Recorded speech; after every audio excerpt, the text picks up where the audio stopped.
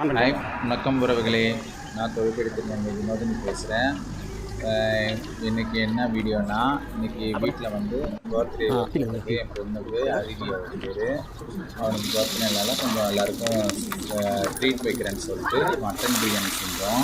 எல்லோரும் நார்மலாக செய்கிறது தான். நாங்கள் கொஞ்சம் அதிகமாக செய்கிறதுனால கொஞ்சம் அடுப்பில் செஞ்சால் நல்லாயிருக்கும். கம்ஃபர்ட்னா மட்டன் பிரியாணி அடுப்பில் செஞ்சால் சுவையாக இருக்குன்னு சொல்லி தான் வெளியிலே செஞ்சோம். எப்பயும் யூஸ்வலாக செய்கிறதா.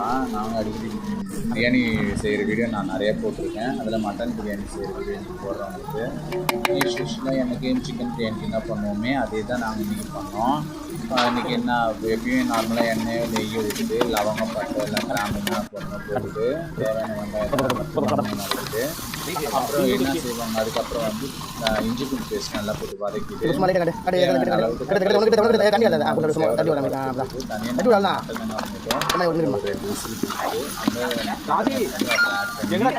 மட்டன் மேலுக்கு தண்ணியை வந்து எவ்வளோ அரிசி போட்டோமோ அதுக்கு டபுள் மடங்கு தண்ணி ஊற்றிப்போம்.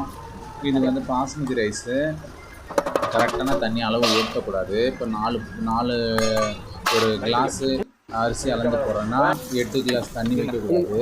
6 கூட வைக்கலாம், தப்பு இல்லை. ஏன்னா பாஸ்மதி ரைஸ் முடிஞ்சளவுக்கு உடைய விடக்கூடாது.